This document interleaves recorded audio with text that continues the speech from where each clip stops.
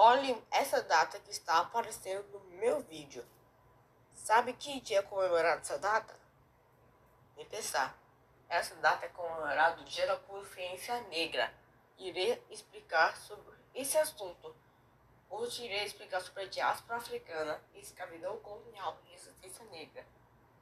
Sabe do que esse assunto trata? Irei explicar do que a gente vai falar hoje.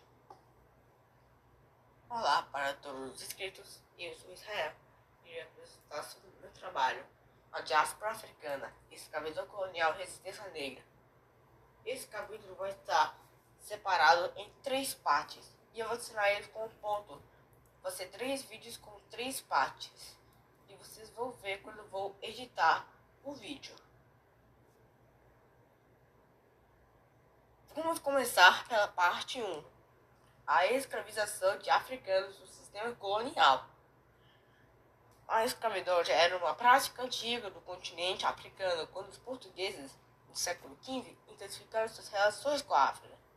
O regime escravista africano era aplicado como punição para crimes de endividamentos ou os prisioneiros de guerra, que eram obrigados a exercer diversas tarefas, especialmente no serviço doméstico, na agricultura, na mineração ou em trabalhos artesanais. Pode ser também nas minas. A escravidão, nesse sentido, não tinha uma função econômica importante nem partir de princípios éticos, com uma lógica bem distinta da implantada pelos portugueses. No contexto das grandes navegações, Portugal promoveu rotas pelo litoral da África, movimento conhecido como Périplo Africano. Aos poucos, essas rotas comerciais foram transformadas em entrepostos para o tráfico de escravizados, que é claro, o navio negreiro português erguer castelos em cidades africanas.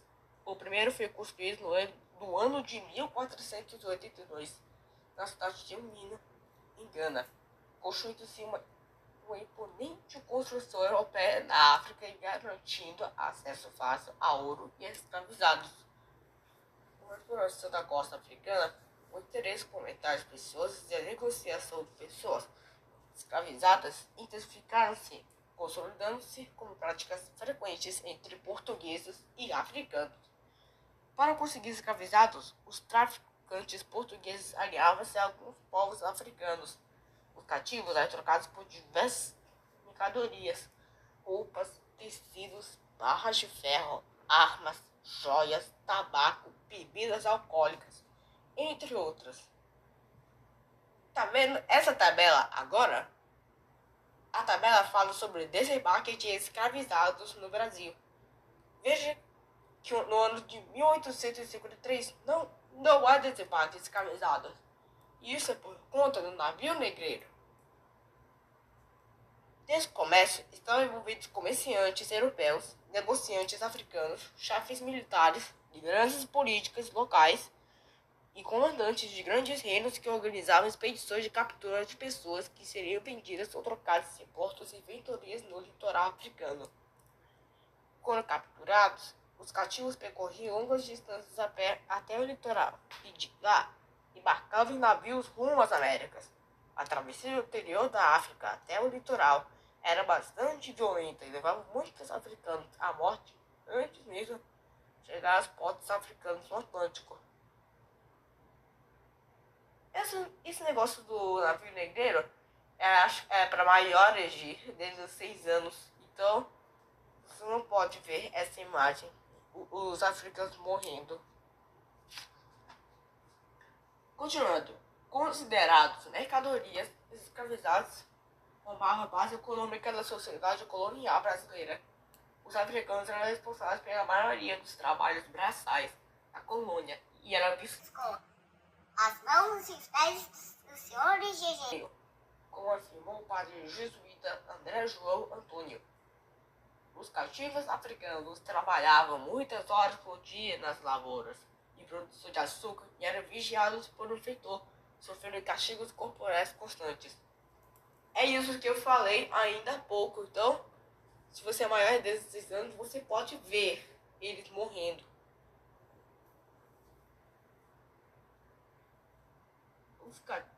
Alguns exerciam trabalhos domésticos na casa grande, como era o caso de cozinheiras, arrumadeiras e amas dos filhos do senhor de engenho. Mesmo com a proibição e a oposição dos jesuítas à escravidão indígena, alguns portugueses, principalmente do núcleo de São Vicente, que é lá em São Paulo, utilizavam a força do trabalho indígena nas lavouras.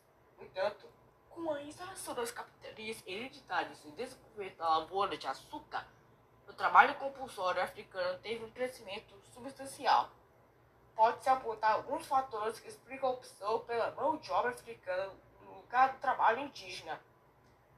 A população indígena era insuficiente para suprir o trabalho das plantações, principalmente devido à alta mortalidade gerada por guerras e epidemias. A oposição da Companhia de Jesus à escravidão indígena dificultava a escravização dos nativos. 2. As fugas eram constantes, pois os indígenas conheciam muito bem o território. 3. O tráfico de escravizados era extremamente lucrativo, não só para os comerciantes, mas também para a coroa portuguesa, que arrecadava impostos por cativos vendidos nas colônias. 4.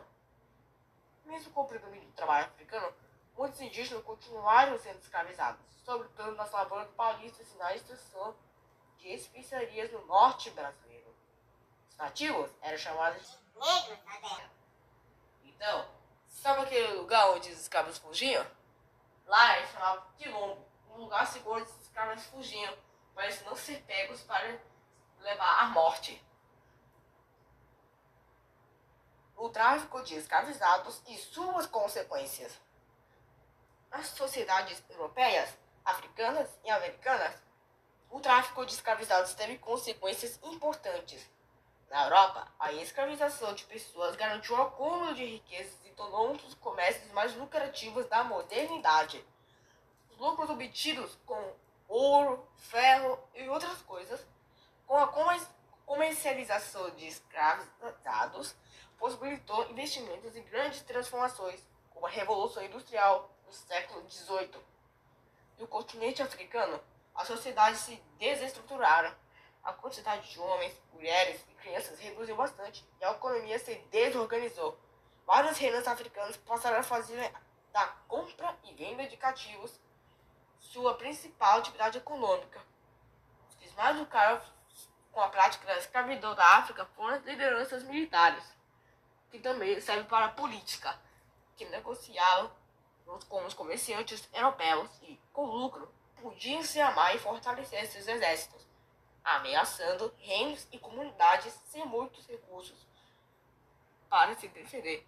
No que diz respeito à América, estima-se que o Brasil tenha recebido quase 5 milhões de africanos por meio do tráfico de escravizados. Essas viagens eram marcadas pela violência e por péssimas condições de saúde, higiene e alimentação.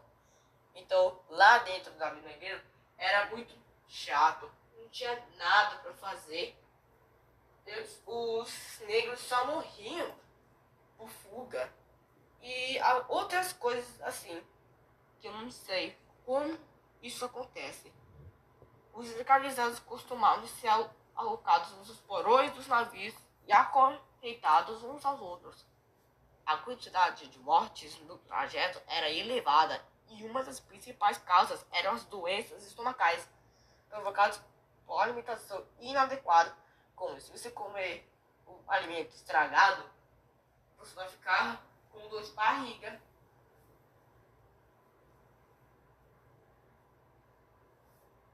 Além da disenteria, a malária e outras doenças também contribuem para a alta mortalidade nas embarcações. Essa foto que você está vendo é um modo de transportar escravizados. Veja aqui os negros. Veja só como estão os negros. Você acha que eles estão fazendo o quê? Claro, as péssimas condições de saúde e higiene. Os africanos que conseguiram sobreviver às mazelas da viagem participaram do processo de formação das sociedades do continente americano, deixando uma importante herança cultural. Além disso, a escravidão implicou heranças complexas, como as desigualdades sociais que se verificam até hoje nos países da América. Tem um documentário na Netflix que se chama O Último Navio Negreiro. Um documentário que foi gravado no ano de 2022, que narra a história do Clotilda, o último navio conhecido a transportar escravizados africanos para os Estados Unidos em 1860, dirigido por Margaret Brown. O documentário apresenta entrevistas com especialistas em história africana e americana, bem como descendentes de escravizados e de donos de navios negreiros. O filme também apresenta a história da cidade africana de Daomé, de onde foram capturadas as pessoas transportadas pelo Clotilda. Agora, olha para essa imagem. Esse é o tráfico de escravizados.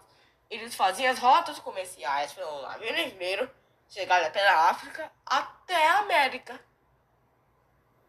E essa tabela, principais regiões de saída e de chegada de escravizados em milhões. O azul, 1579 a 1675, é esse. Amarelo, de 1675 a 1800, é esse. E o vermelho, 1801 a 1867, é esse. Atividades. Só 2 perguntas. Se quiser, pode pausar o vídeo para refletir essas perguntas. Vamos lá? Pergunta número 1. Explique os motivos da escolha da mão de obra africana no Brasil. E questão número 2. Descreve como eram as condições de viagem às quais os escravizados eram submetidos nos porões dos navios. Bom, é só isso que eu tenho. Espero que vocês tenham gostado. Eu vou fazer a parte 2 já para vocês verem como eu copio, edito e adiciono um ponto em cada parte. Então, nós vimos na parte 2. Então, até o próximo vídeo.